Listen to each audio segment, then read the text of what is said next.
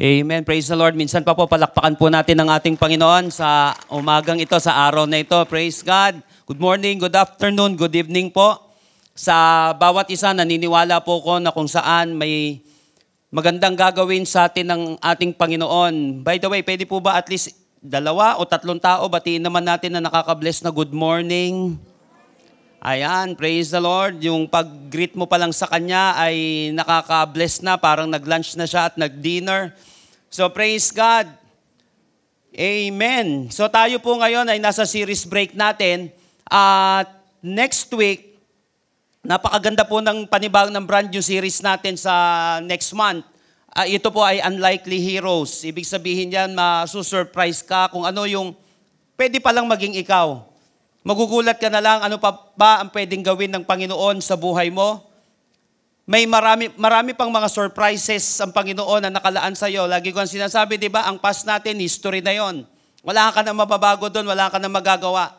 Yung present natin, opportunity. Yun na may magagawa ka sa present. But yung future ay mystery. Whether good or bad, pero sa mga anak ng Panginoon, dahil mystery ito, may mga surprises pa ang Panginoon. Hindi niya lahat na i-unveil. Dahil God is a God of surprises. Kaya nga po, yun ang pag-uusapan natin next week. In fact, yung first topic natin is who would have thought? Sino mag-aakala na magiging ganyan ka o magiging ganyan ka pa? May maganda pa palang mangyayari sa buhay mo. So yun po yung pag-uusapan natin next week. Pag-pray po natin ito at nawa maging pagpapala po ito sa bawat isa sa atin. Invite your family, your friends, your loved ones, kahit sino, dahil naniniwala po ako na malaki ang gagawin ng Panginoon na transformation, na surprises sa bawat isa sa atin. But before that, yung next week, let's end this series with a bang, or this month with a bang. Alam niyo po ba, napaka-importante ng puso't isipan ng isang tao.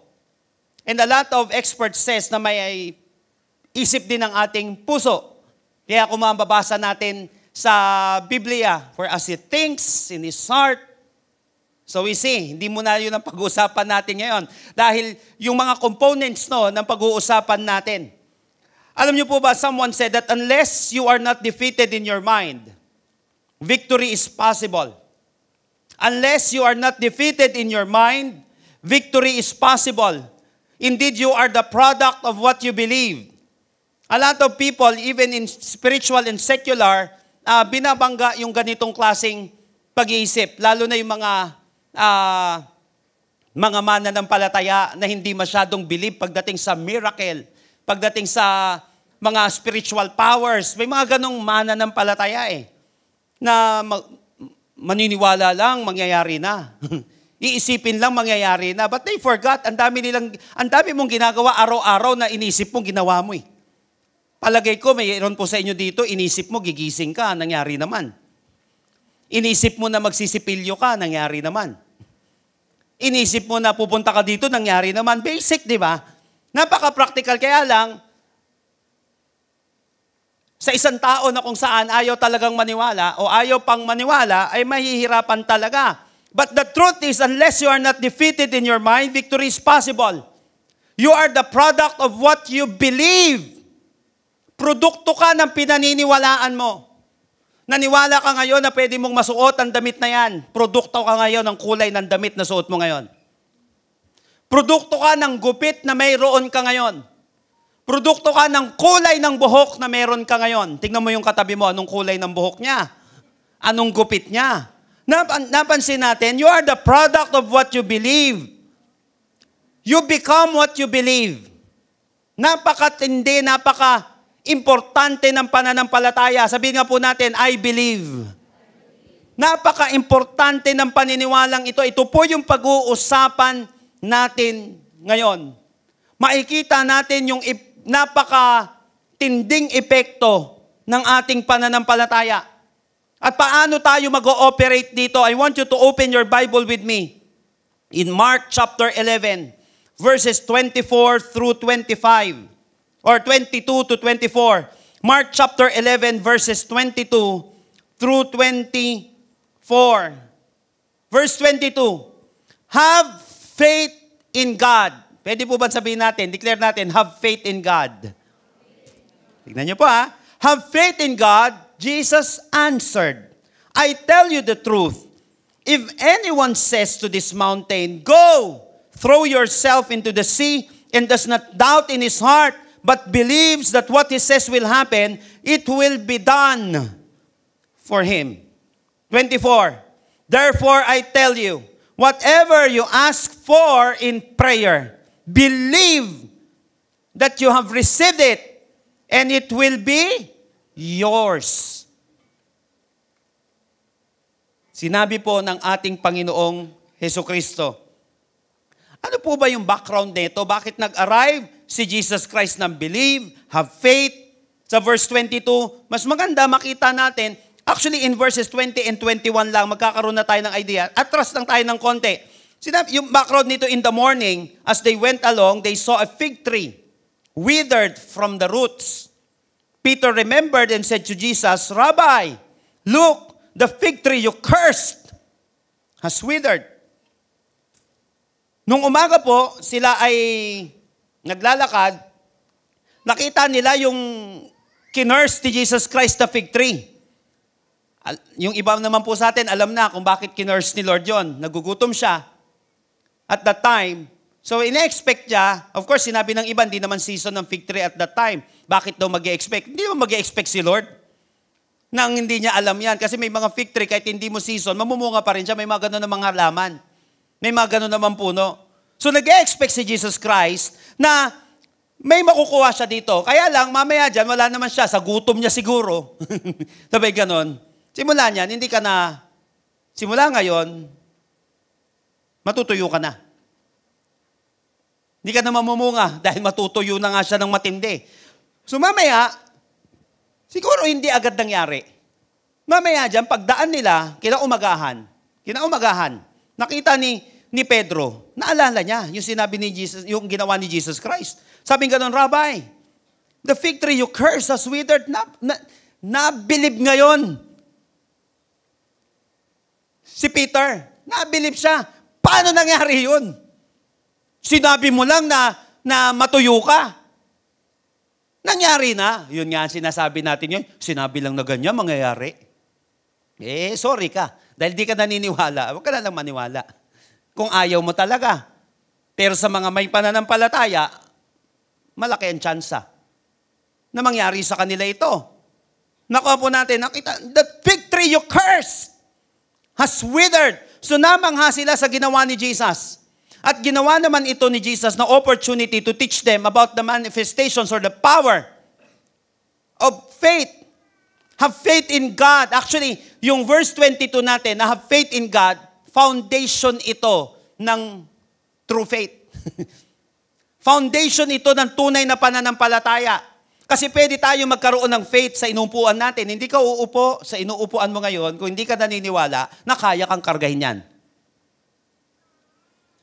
So marami tayong pinaniniwalaan at marami tayong sinasandigan ng ating faith. But ang pinaka-ultimate na foundation ng faith, dun sa verse 22, have faith in what? God. Have faith in whom? God. Sabi nga po natin, God. Yun ang magiging pundasyon ng ating pananampalataya. Jesus answered. Kasi apektado ng foundation kung ano ang pananampalataya mo. Apektado ng itataas at itatatag ng isang gusali, yung tindi, yung tibay ng pundasyon nito.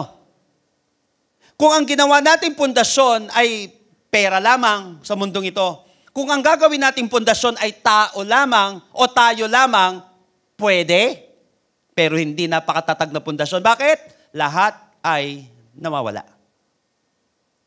Kaya nga napaka-importanteng maging pundasyon ng pananampalataya ng isang tao. Halimbawa, naging pundasyon niya, karunungan lang. Hindi siya naniwala sa Diyos. Dahil sabi niya, nag-aral siya, sang-ayon sa siyensya. But pseudo-science yun, false science po siya. Ngayon, yung karunungan niya lang, pinaniwalaan niya, at the end of the day, makikita niya lang sarili niya sa impyerno. Bakit? Yung pundasyon mo, limitado eh. Yung sinandigan ng paniniwala, limitado. Kaya nga, have faith in God. Sinabi dito, therefore we have a supernatural foundation. May napakatatag na pundasyon yung pinaniniwalaan natin. Hindi tayo na, alam mo yon, hindi tayo mga hangal na mananampalataya. Hindi tayo nalilipasan lang ng gutom sa mga pinaggagawa natin.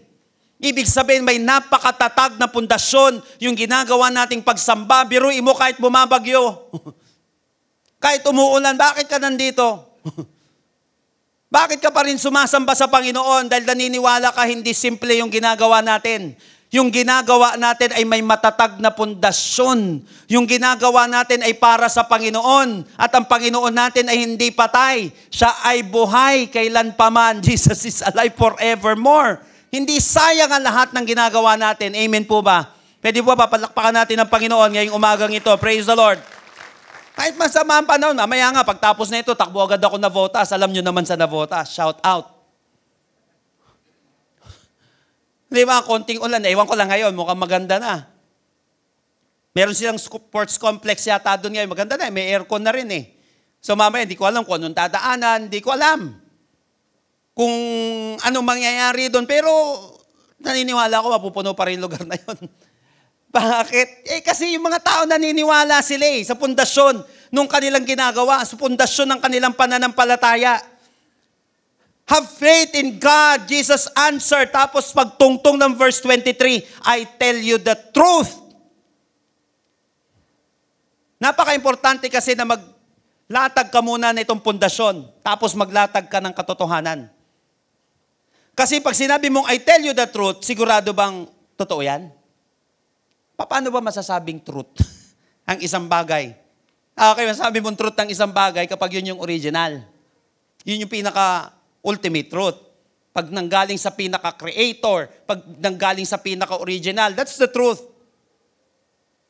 No, ngayon, kapag yung mga sumusunod na lang, hindi pa talaga, halimbawa, may mga pag-aaral, pero limitado pa eh. Dati nga, mundo, square lang eh. Dati nga, hindi nila akalain na bilog ang mundo eh. Dati nga, ang daming mga haka-haka, kuro-kuro eh. Napansin natin na ngayon na lang nila natuklasan na totoo pala eh. Napansin natin limited yung foundation kasi. Kaya nga hindi guguho yung katotohanan na sasabihin natin kapag ang pananampalataya, yung truth na yan, ang pundasyon, walang iba kundi ang Panginoon. So nilagyan muna ni Lord ng foundation, ang faith sa verse 22. Then bigla siya nagbanggit ng katotohanan pagdating sa pananampalataya, pagdating sa verse 23. Now the question is, what is the truth behind the power of faith? Ano ba yung katotohanan pagdating sa kapangyarihan ng pananampalataya? So naniniwala ako, kaya mo maririnig ito. Ngayong araw na ito, patatatagin ng Panginoon ang pananampalataya mo at sasampulan ka ng Panginoon pagdating sa tindi at resulta ng pananampalataya. So join me in our message today entitled, Faith It Till You Make It. Faith It Till You Make It. Lahat po ng ready at excited ngayong umagang ito, pwede po bang sumigaw ng malakas na Amen? Amen. Praise the Lord. Verse 22. Have faith in God. Jesus answered, I tell you the truth. If anyone says to this mountain, go, throw yourself into the sea. Number 1, how to faith it till you make it. Paano ba? Anong gagawin natin? Ano ba yung katotohanan na sinasabi ng Panginoon dito? Number 1, make a powerful declaration. Make a powerful declaration. Powerful. Not just simple declarations. Ngayon, ilang mga bagay po muna ang dapat nating maunawaan dito. Napansin niyo po, sinabi dito, have faith in God, Jesus answered, I tell you the truth. If anyone says to this mountain, go, throw yourself into the sea. Biruin mo, go, throw yourself into the sea. First, your words, your choice. Your words, your choice. Napansin niyo po, if anyone says to this mountain, this is conditional. It is your choice to declare powerfully or just sit fearfully. If ikaw ang pipili ng sinasabi mo, ikaw ang pipili ng mga words na lumalabas sa bibig mo. Because your declaration will authenticate your faith. Yung declarations natin, yung mga sinasabi ng isang tao, yan ang mag-authenticate ng pananampalataya natin. Malaki ang kinalaman ng sinasabi natin sa pananampalataya natin. Pwede tayong magsabi ng, I believe, but at the end of the day, yung sinasabi mo, taliwas doon sa pinaniniwalaan mo. Nakuha po natin, pwedeng sasabihin natin, Christian ako. Tapos sasabihin mo, na naman sa impyerno naman ako mapupunta eh. Nakuha natin, ano ba yan? Nataliwas naman yan. Sa sinasabi natin, your words will authenticate your faith. Halata ang taong puspos ng pananampalataya sa kanyang sinasalita. Halata ang taong puspos ng pananampalataya sa kanyang sinasabi. Your words, your choice. Kaya nga, importante sa isang tao na kung saan pinipili niya yung kanyang sinasabi, of course, i-train natin. Train yourself to choose powerful words. Train yourself na mamili ka na ng salita. Kaya nga alam nyo, pati sa sales, pati sa negosyo, pati sa pagsusulat, pinipili yung sinasabi, di ba? Para hindi basta, kaya nga importante, may writer ka. Kung hindi gift ng tao yon. Bago i-publish ang isang libro, sandamakmak na editing ang gagawin, ba't i-edit mo pa? Huwag mo na ma-edit. Kung ano nakalagay dyan, yun na yun. Hindi kailangan piliin mo yung lalabas yan. Pag pinili mo, yung ipapublish mo na salita, malaki ang kinalaman kung magbo-boom yung librong yan. O yung ipapublish mong yan. Kaya yung mga napaka-mamahal, yung mga napaka-makapangyarihan ng mga books, maniwala ka, pinili yung sinabi dun. Kaya bumibenta sila ng 10 milyon na copies, kaya nakakapagbenta sila ng 50 milyon na copies. Bakit? Pinili, inedit. Kapatid, starting today, edit mo yung sasabihin mo. Halimbawa, may sasabihin ka, isipin mo muna kasi. Isipin mo muna bago mo sabihin. Hindi yung sasabihin mo muna bago mo isipin. Magbabalik ta rin. Para pag naisip mo, teka lang, edit. Kesa kung ano-ano sinasabi mo sa asawa mo, sa anak mo, edit mo. Sabi mo nga sa katabi mo, i-edit mo. Your words, your choice. Tayo ngayon ang mamimili doon. Kasi minsan may mga salita na nabibitawan tayo. Lahat naman tayo ay vulnerable dito. Kaya nga, it's your choice din. Pwede naman natin, nabanggit mo na yon. Next time, baguhin na natin, train yourself. Train yourself to edit your words. Second, your mouth is an antidote to a mountain. Kaya nga napaka-importante yung powerful declaration. You have to make powerful declarations. First, your words, your choice. Second, your mouth is an antidote to a mountain. Tignan niyo po Have faith in God. Verse 22. Jesus answered, I tell you the truth. If anyone says to this what? To this mountain, go, throw yourself into the sea. Sabi dito, if anyone says to this mountain. By the way, i-clarify ko na lang po ulit. Yung mountain dito speaks about obstacles. Speaks about trials and problems. Nung bata po ako sa pananampalataya, umatid po ako sa isang conference. Dito lang din. Diyan sa parting EDSA. May nag-preach doon. Minsan daw, nasa Laguna yata sila. Laguna yata yung huling, pero tagal na po na ito, siguro 20 plus years ago. Pag nabasa niya daw tong word na to, dineclare niya daw to, mamaya daw nawala talaga yung bundok. Okay lang kung ito talaga yung sinasabi doon. Okay?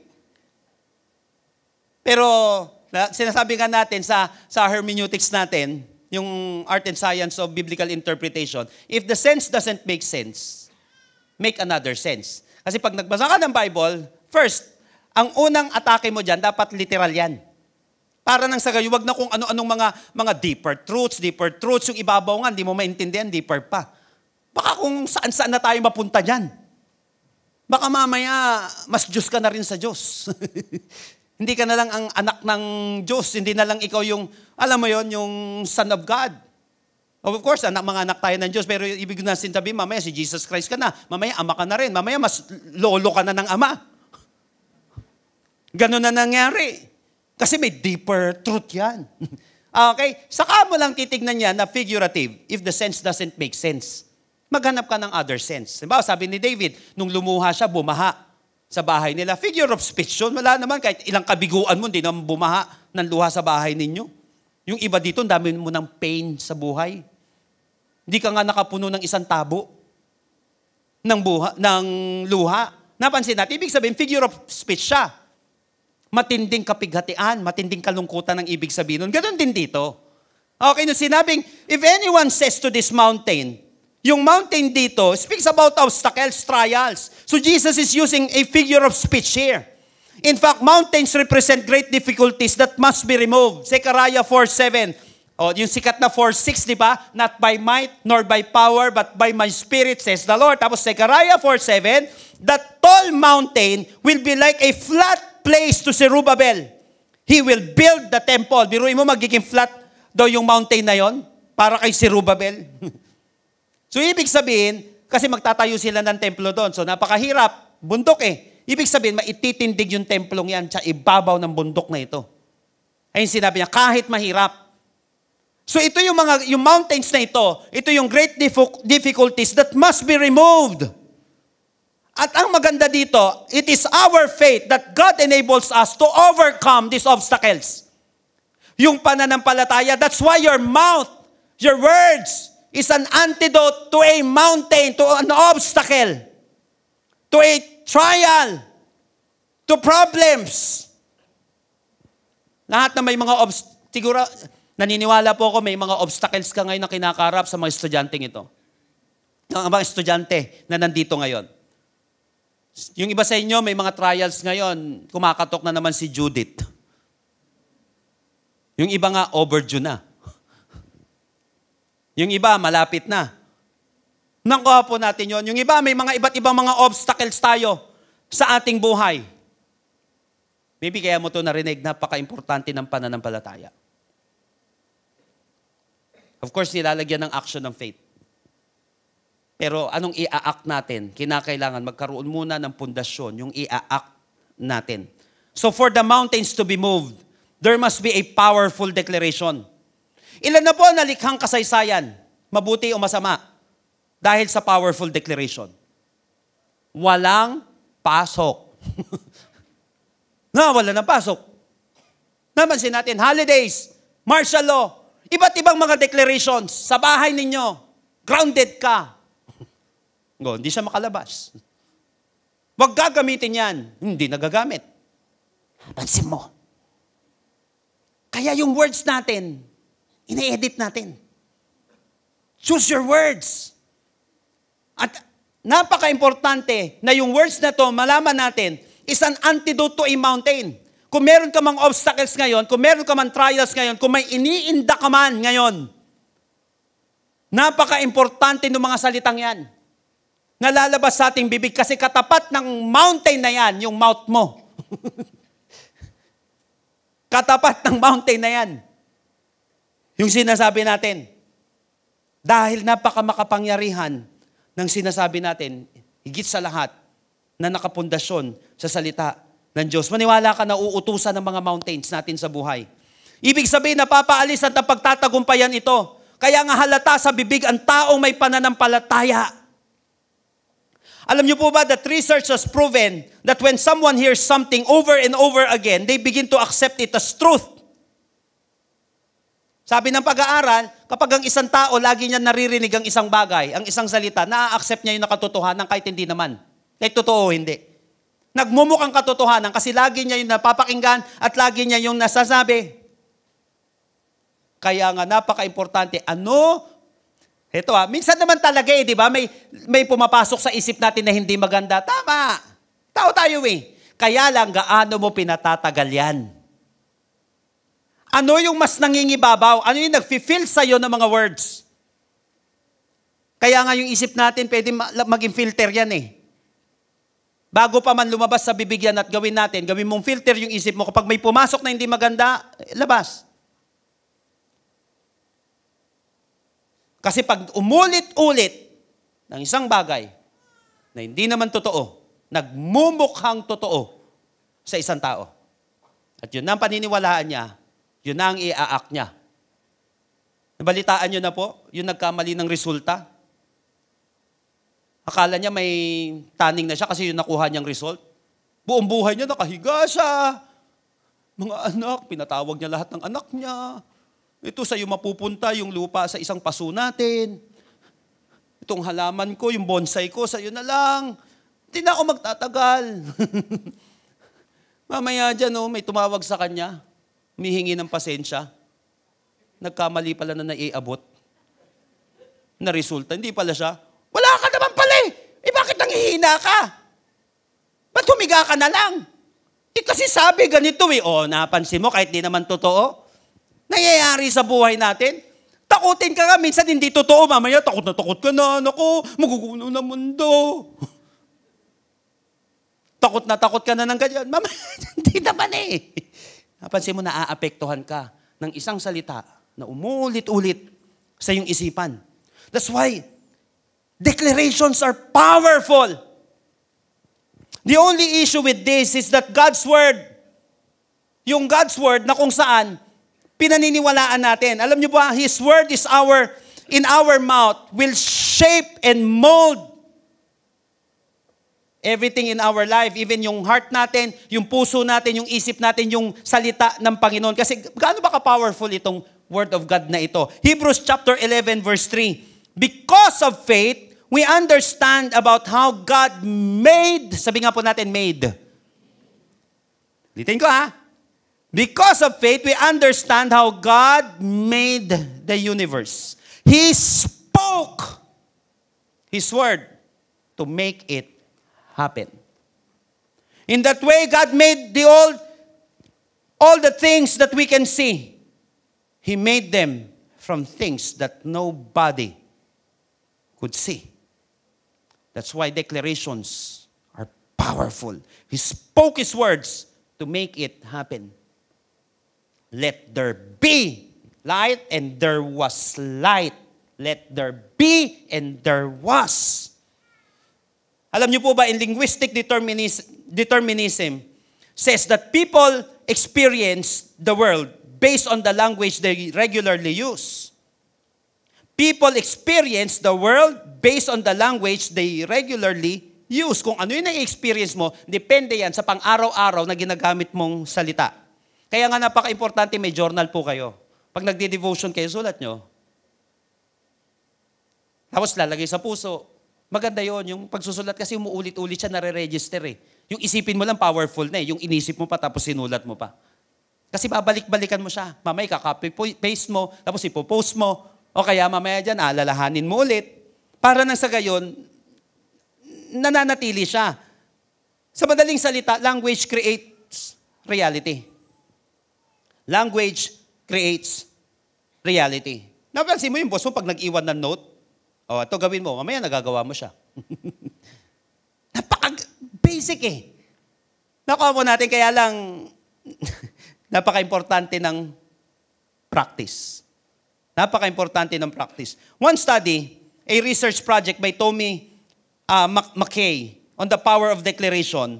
Ginawa nila ito sa 565 na mga bata, children in nursery, na ang nasa primary level sila sa 12 na educational establishment.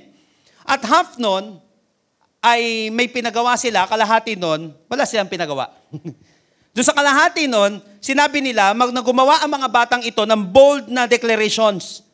Aloud, nilalaksan, sinisigaw nila 3 times a day na magkakaroon sila ng higher achievement. Ginawa nila yon. Kalahati ng mga estudyante. At sa guidance ng mga teachers nila at ng mga nag-aaral doon, yung nagre-research doon, sumisigaw sila at the top of their voice na magiging high achiever sila. Magkakaroon sila ng mataas na achievement. At ang nangyari po, after ng ilang linggo ng pag-aaral na ito, lo and behold, yung kalahati nun, sila yung mga nagkaroon ng matinding achievement sa kanilang mga klase. 12 na institutions po ito. At yung mga walang ginawa, mas behind sila sa mga bata na nagkakaroon ng declarations. Ang sabi pa nung pag-aaral na yon, na yung mga batang yun, after that, nagkaroon sila ng positibong pananaw sa buhay. Nagkaroon sila ng positive na attitude. Napansin po natin yung kapangyarihan ng salita. Again, people begin to accept something as truth when they hear it repeatedly, when they declare it repeatedly. According to Dana Cavalea, a world champion director of strength and conditioning and performance of the New York Yankees, sinabi nila that declarations are scary. Sinabi niya, declarations are scary. They force you to stick to your word. A declaration puts you into gear and holds you accountable to your core.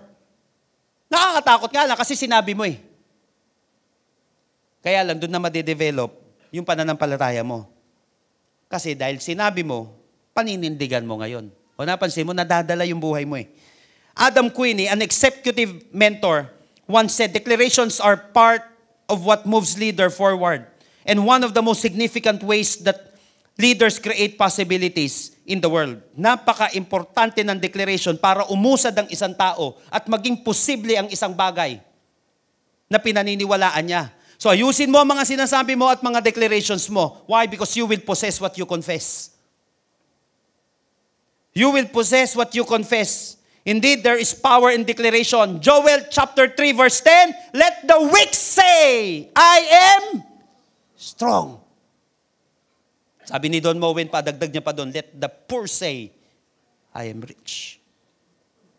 For those of you who are weak, declare that I am strong. Pangalawa, verse 23.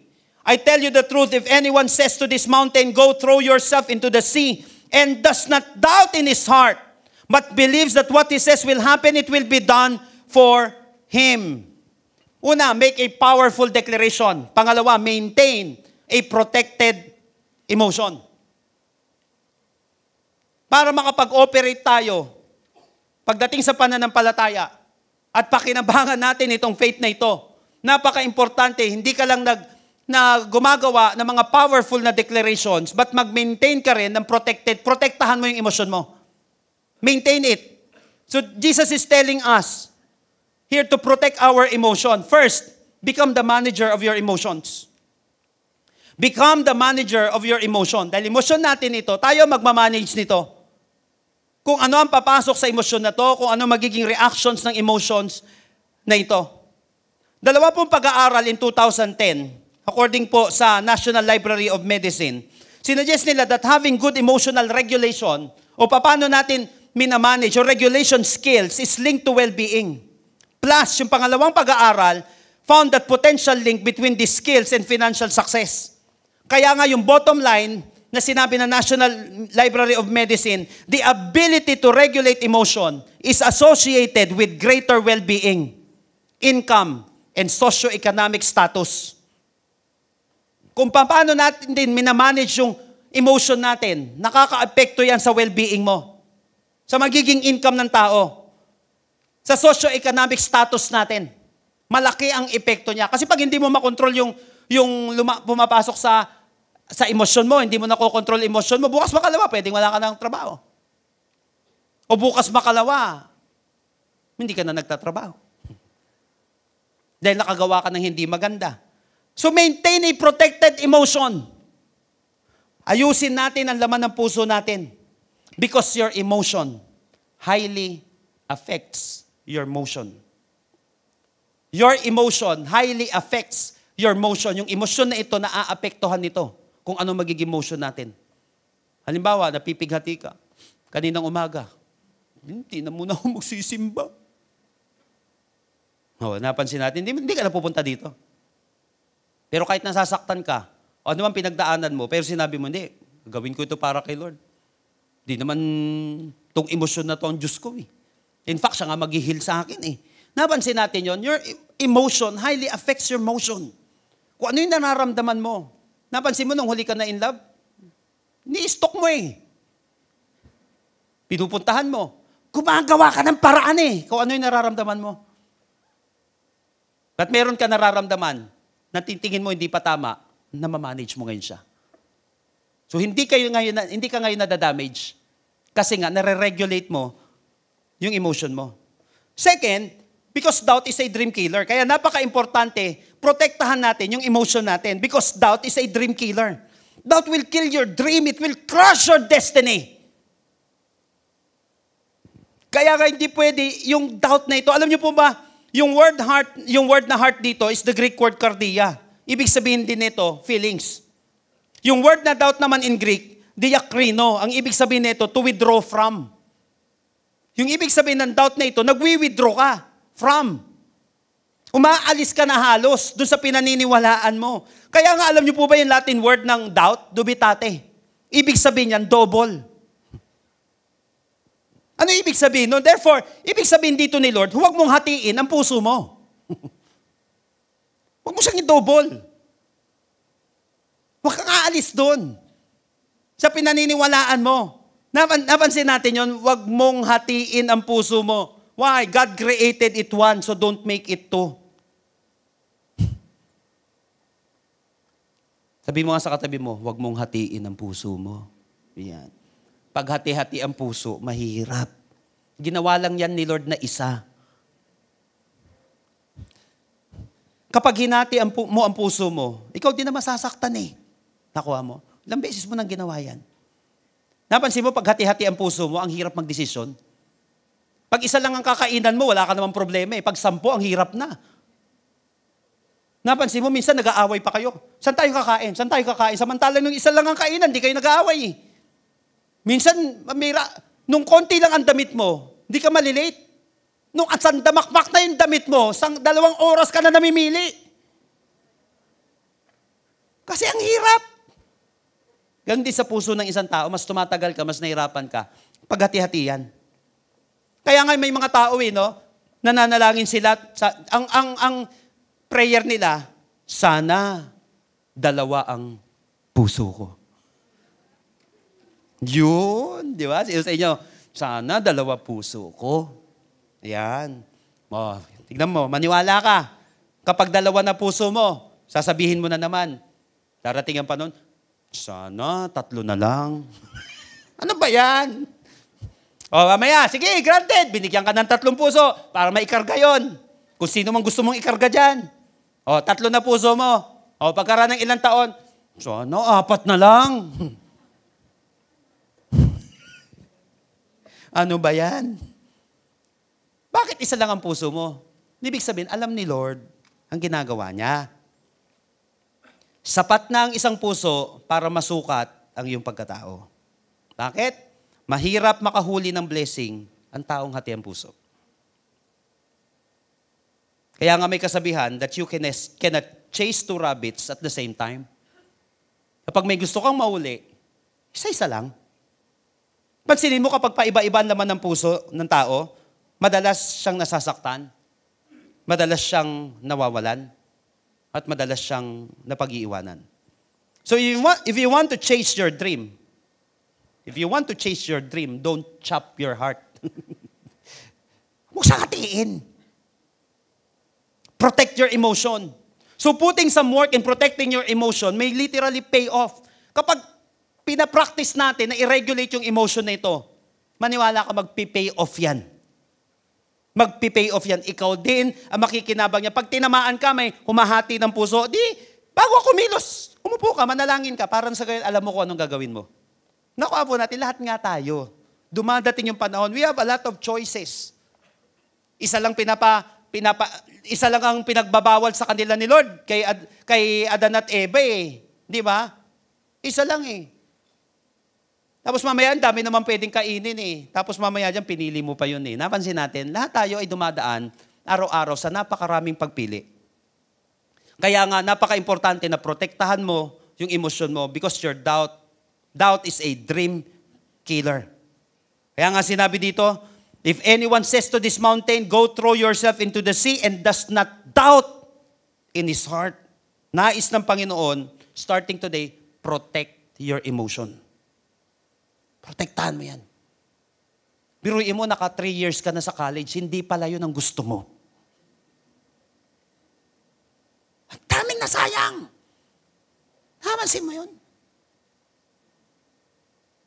10 years, 4 months na kayo magjowa.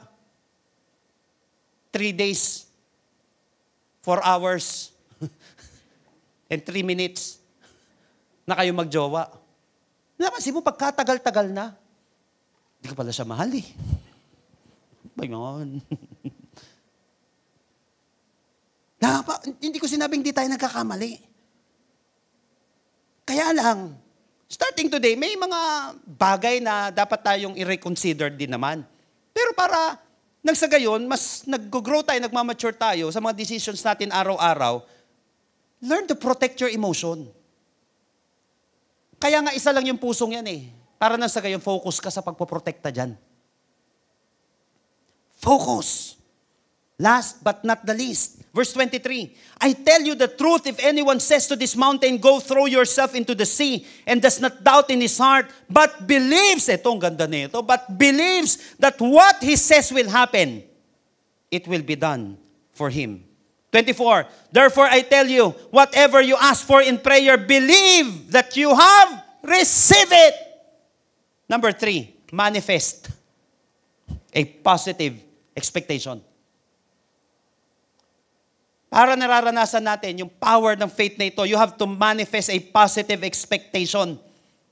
But believes that what he says will happen, it will be done for him. Bakit ba kinakailangan natin mag-manifest ng isang positive na expectation? Alam niyo po ba, nauusot ngayon to, yung manifesting. Alam niyo po ba, manifesting is the practice of making something happen. By what? By thinking about it and believing that it will happen. Niisip mo siya, at naniniwala ka na mangyayari ito. It's based on the idea that you can think your dream into reality. You can think your dream into reality. Bakit ba kinakailangan ng pagmamanifest nito? Hindi lang ito simpleng secular na manifestation. This is about biblical manifestation first because belief begets favor from God. Yung mga naniniwala, yun yung mga taong nakakakuha ng pabor ng Panginoon. Pansinin niyo po, I tell you the truth, verse 23, if anyone says to this mountain, go throw yourself into the sea, and does not doubt in his heart, but believes that what he says will happen, ano mangyari? It will be done for him. Why? Because faith pleases God. Napansin mo, maliligtas yung mga nanampalataya lang. Nakaka-please kasi yan. Binibigyan ni Lord ng pabor yung mga taong naniniwala. Hebrews 11:6, without faith, no one can please God.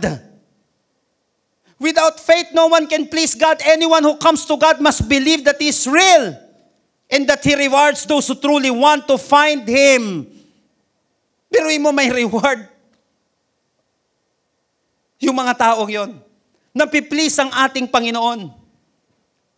Kaya nga lagi kong sinasabi, lagi mong tatandaan na ang taong nega ay mahirap maging mega. Ang taong nega, mahirap maging mega. Kung puro negative yan, yan ang magiging resulta natin sa ating buhay. Bakit may sinabi naman ako, hindi naman nangyayari na ganito? May mga bagay na ang ending, hindi naman yung word mo, si Lord pa rin lagi ang magdedesisyon sa dulong-dulo. Kaya nga lang yung words natin, nakakapag-please kay Lord. Ngayon, ang ultimate decision, si Lord pa rin. Nakuha po natin yun. Basta, pag sinabi ng Panginoon, general rule to, gawin mo lang. General rule siya. Kasi pwedeng, may mga ginawa ka na, pwede maapektuhan ka na hindi mo nagagawin ito. Kasi dati naman, ginawa ko ito Ba't wala naman nangyari? Nakansin natin, general rule itong sinasabi ng Panginoon. Parang sinasabi ko nga madalas, parang stoplight yan. General rule, pag red, hinto. Pag green, go ka. Ba't hindi lagi na ganun? May pagkakataon na kung saan may exemption kapag ambulansya. Pwede mangyari yun. Kaya nga ang ending, si Lord pa rin ang magdidesisyon. Kaya lang, dahil sinabi niya ito, belief begets favor from God. Second, bakit kinakailangan natin ng positive expectation? Because reality begins in the mind. Ang realidad nagsisimula sa isip. Verse 24, tignan nyo. Therefore, sabi nga po natin, therefore, I tell you, whatever you ask for in prayer, believe that you have received it. Yung pinag-pray mo, paniwalaan mo na tinanggap mo na. Kaya nga reality begins in the mind. Yung realidad na yan, nagsisimula sa isipan. Kaya ayusin mo ang takbo ng isip mo para mabago ang takbo ng buhay mo. Proverbs 23 verse 7, for as he thinks in his heart, so is he. As a man thinketh in his heart, so is he. Anong iniisip mo patungkol sa'yo? Masagana? Napakahirap. Mahina o malakas? Pinagpala o sinumpa? Kawa-awa o kahanga-hanga? Kaya nga manifesting is the practice of making something happen by thinking about it and believing that it will happen. It is based on the idea that you can think your dreams into reality. Kaya nga, hindi tayo yung secular na manifesting, hindi natin pinapractice yun. Foundation ulit ng dinideclare mo, ng iniisip mo, ng pinaniniwalaan mo ay sang-ayon sa salita ng Diyos. Napaka-importante po no na hindi lamang simpleng emosyon ang nagiging pundasyon. Ulitin ko po, hindi simpleng emosyon ang nagiging pundasyon. Napaka-importanting pundasyon nito. Walang iba kundi salita ng Diyos. Bakit? Guguho ang emosyon, guguho ang isip ng tao. Pero ang salita ng Panginoon, hindi kailanman guguho. Kaya nga sinabi sa Matthew 21:22, same na kwento ito. If you believe, you will receive whatever you ask for in prayer. If you believe, you will receive whatever you ask for in prayer. Yung pinaniniwalaan mo, according sa Word of God, ang mangyayari sa'yo. Therefore, what consumes your mind will create your life. Faith it till you make it. Faith it till you make it. I don't know kung ano yung mga kinakaharap natin ngayon, but naniniwala po ako na kaya mo narinig ito dahil may gustong baguhin si Lord sa buhay mo. Ang realidad nagsisimula sa isipan. Bago na itayo ang isang gusali, meron munang realidad na ipinakita sa isipan ng lumikha.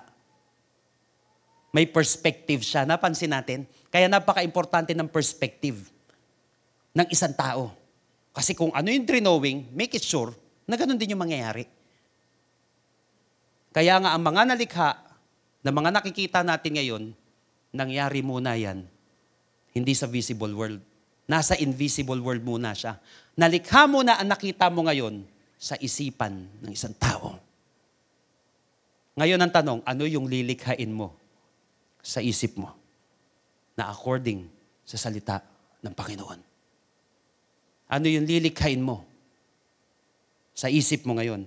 Faith it till you make it. So number 1, make a powerful declaration. Your words, your choice. Your mouth is an antidote to a mountain. I don't know kung ano yung mountain na yan, pero katapat niyan yung bibig natin. Ngayon. Pangalawa, maintain a protected emotion. Become the manager of your emotions because doubt is a dream killer.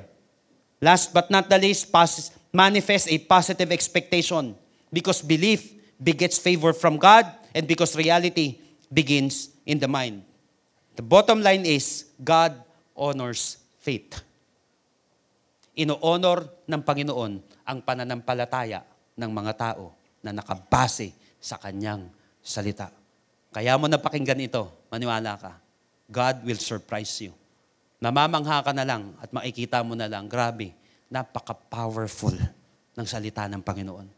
Napaka-powerful ng Kanyang words. Whatever mo nag-experience ngayon, tiwala lang. Sabihin nga po natin, tiwala lang.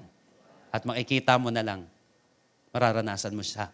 Kasi ang pananampalataya ay pinaniniwalaan mo ang isang bagay at yung bagay na yon ay mapapasa iyong kamay na balang araw according sa salita ng ating Panginoon. Pwede po ba palakpakan natin ang ating Panginoon? Praise the Lord. Tayo po lahat ay tumayo sa presensya ng ating Panginoon. I will end with this in verse 24. Therefore, I conclude. Sinabi ni Jesus Christ dito. Therefore, I tell you. Bago tayo lumabas, mamaya, buong araw, buong linggo, isipin natin ito lalo na itong conclusion na ito. Therefore, I tell you. Imaginein mo, bulay-bulay ka, isipin mo lagi, yung therefore ni Lord dito. Sinabi niya, I tell you. Ako na ang nagsasabi sa'yo. Hindi na lang itong mga apostol na to. Hindi na lang sila. Therefore, I tell you, whatever. Sabi nga po natin, whatever. Whatever you ask for in prayer, believe that you have received it and it will be yours. Mamaya po, sa benediction natin, mag-I receive tayo. But right now, mag-I believe ka muna. Mamaya mag-I receive tayo, but ngayon, mag-I believe ka muna. Maniwala kang tinanggap mo na. Kung mula na laman ng puso mo, na nakabase sa salita ng Panginoon, maniwala ka. May kapatawaran, may healing, may provision, may breakthrough. Kaya lang, bago tayo manalangin, kapatid, napaka-importante nito. Therefore, I tell you, whatever you ask for in prayer, believe that you have received it, and it will be yours. Kapag nananalangin ka, may kausap ka. Napaka-importante muna yung nagbibigay kaysa yung ibibigay. Kasi baka nag-focus tayo na nag-focus, doon na lang sa resulta. Doon sa answered prayer. Pwede ba doon ka sa nag-a-answer ng prayer muna? Kasi ang isang tao, pag nakatanggap na mamaya yun ang ipipreach ko about breakthrough, doon sa nabotas. Ang isang tao minsan, pag tumanggap na ng pagpapala, mas parang yun na naging Diyos niya. Yun, nakalimutan na si Lord. Nakalimutan niya, dapat, doon ka sa nagbibigay ng doon ka sa nagbibigay ng answered prayer. Huwag ka doon sa answered prayer muna. Doon ka muna sa nag-a-answer ng prayer. Pinaka-importante sa lahat. Dahil mawawala lahat ng bagay, mauubos yan answered prayer na yan. Pinag-pray mo na budget, mauubos yan. Pinag-pray mo na lakas, mauubos yan. Maniwala ka. Lahat ng bagay sa mundong ito, lahat ng ipapanalangin mo, kapatid, na bagay sa mundong ito, mauubos yan. Pero yung pinagpapanalangin natin, hindi mauubos yan. Kaya kapag si Kristo nasa buhay mo, kapatid, nasa iyo na ang lahat. Hindi ka magkukulang kapag nasa iyo ang ating Panginoon. Come on. Because Jesus is the best and greatest blessing that you will receive in your life. Jesus first. I want you to close your eyes right now. Habang ikaw ay nakapikit, kapatid. Alam ko maraming mga laman ng puso mo na gusto mong ipanalangin ngayon. Gusto mo na siyang i-practice. But ngayong araw na ito, lagyan mo muna ng pundasyon. Let Jesus be the foundation of your faith. Let Jesus be at the center of your heart. If you're this person right now, ang dami mong mga mountains na kinakaharap sa buhay. Ang dami mong mga obstacles. I don't know kung ano yan, kapatid. Na nagpapahirap sa'yo, na halos pasukuin ka na. Bago ang lahat, kapatid, si Jesus muna. So today, lagyan mo ng pundasyon. Yan declaration mo. Lagyan mo ng pundasyon. Yung pusong yan. Para hindi ka gumuho. Today, if this is your first time na dumalo sa gawain ito, and maybe this is your first time na i-confess mo si Jesus Christ, na i-declare mo yung lordship niya, yung kingship niya sa iyong buhay, kapatid, do it today. Dahil ito yung pinakamagandang declaration na gagawin mo sa buhay. If you confess with your mouth that Jesus is Lord, you will be saved. The Bible said. If anyone of you right now na sinasabi mo, Lord, ikaw po maging pundasyon ng puso ko. Ikaw po maging pundasyon ng buhay ko. Ikaw po maging Panginoon at tagapagligtas ng buhay ko. Dami na nangyari sa akin, Lord. Ikaw naman, Panginoon, ang manguna sa buhay ko. If you are this person right now, at ito yung pinaniniwalaan mo, kanina pa nangungusap sa'yo si Lord, believe me, may gagawin si Lord na himala sa buhay mo. Mananalangin tayo ngayong oras na ito, at samahan mo ko sa panalangin ito. I believe that after this, your life will never be the same again. If you want Jesus to be the center of your life, to be the foundation of your faith. If you believe that He can save you, He can bless you, He can heal you, He can give you eternal life, yung pinaniniwalaan mong yan mangyayari. I challenge you right now, bibilang ko ng 3, taas mo yung kamay mo kapatid, mabilis lang na panalangin. After this, your life will never be the same again. Lift up your hands, come on. 1, 2, 3. Tell it to Jesus right now. Lord Jesus. Lord Jesus. Come into my life. Come into my life. I surrender my heart to you. I surrender my heart to you. I admit that I'm a sinner. I admit that I am a sinner. But I believe that you are my Savior. But I believe that you are my Savior. Starting today, Starting today, be the Lord of my life. be the Lord of my life. Be my King. Be my King. Save me. Save me. In Jesus' name. In Jesus' name. Amen. Kung first time mong ginawa ito kapatid, maniwala ka. At gawin mong pundasyon si Kristo sa buhay mo. Yan ang pinakamagandang simula na gagawin mo.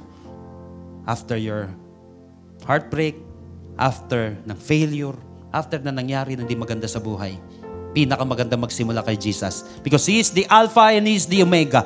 He is the first and He is the last.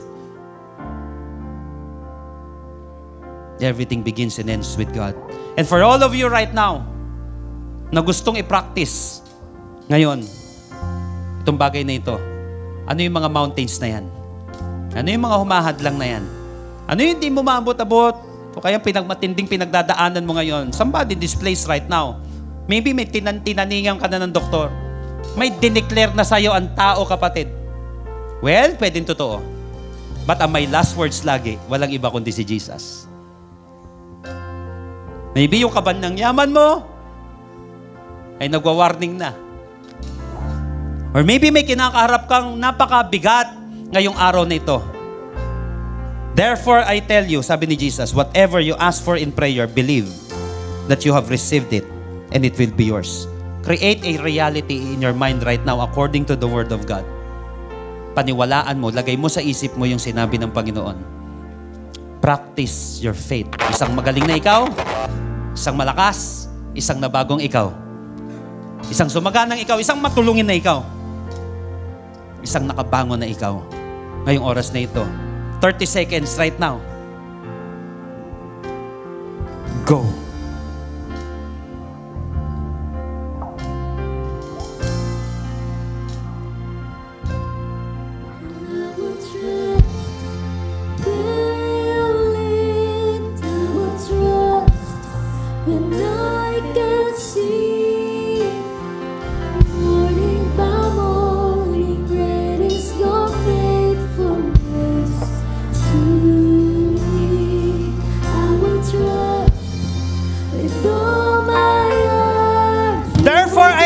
Whatever you ask for in prayer, believe that you have received it and it will be yours.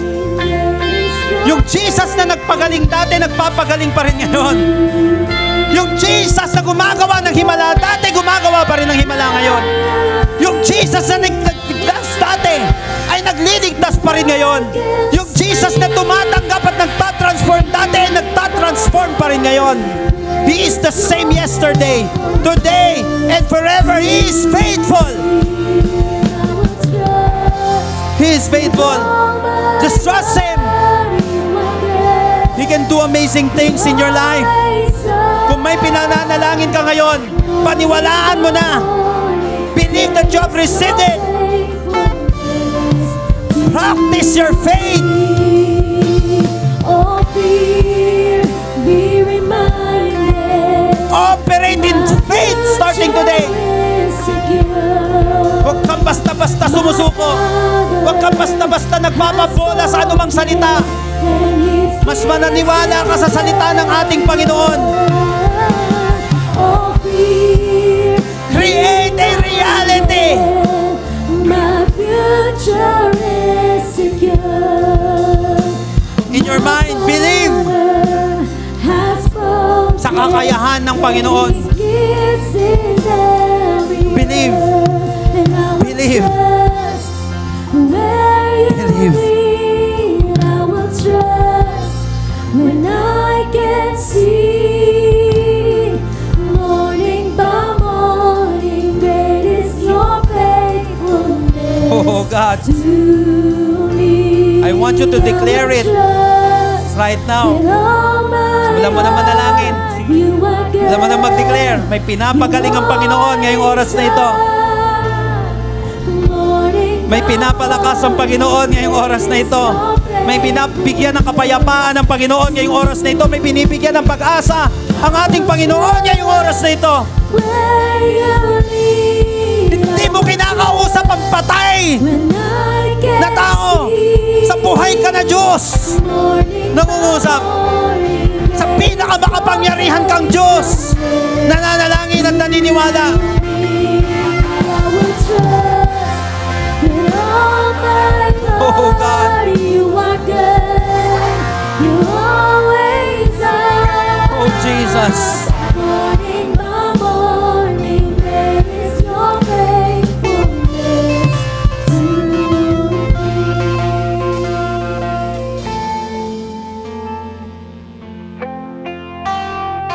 Sino po sa atin ngayon?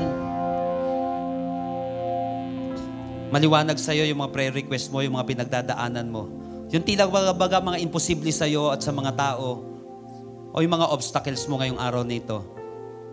Pwede ba ngayong oras na ito, if you can lift up your hands, I wanna pray for you right now if you believe. If you believe right now na kayang gumawa ni Lord ng himala sa buhay mo. Come on, lift up your hands right now. Father, I pray, Lord, sa pagtaas ng aming mga kamay, kasabay ng pagtaas ng mga prayer request ng bawat isa sa amin. Father, in the name of Jesus, Lord,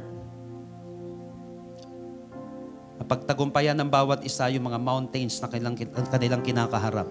In the name of Jesus, I declare breakthrough, Lord, financially, physically, emotionally, mentally. In the name of Jesus, Lord, yung kapangyarihan mo ang kumilos sa kanyang buhay. Gagamitin mo po ang mga mananampalatayang ito. Lord, na maluwalhati ang pangalan mo through their testimonies, Panginoon. May makikreate na testimonies because of breakthrough, Panginoon, na naranasan niya na ngayong araw na ito, Panginoon. Salamat po, Panginoon. Once again, Jesus told us, therefore, I tell you, whatever you ask for in prayer, believe that you have received it, and it will be yours. Lord, ngayong araw na ito, dinideclare po namin na tinanggap na namin ang lahat ng ito. Salamat po, Panginoon, sa pagkakataon na makapag-practice ng faith. Hindi po kami susuko, Panginoon, dahil higit sa lahat, hindi ka naman mawawala, Panginoon. Salamat dahil may matatag na pundasyon ang aming pananampalataya. Salamat po sa iyo po ang pinakamataas na papuri, pagsamba at pagdakila. Ito po ang aming pananampalataya. Ito po ang aming panalangin sa pangalan ni Jesus. Lahat po yung sumigaw ng malakas na Amen and Amen. Lahat na nananampalataya at nines ni Lord, malakas na palakpak sa Kanya. Come on. Praise the Lord. Hallelujah.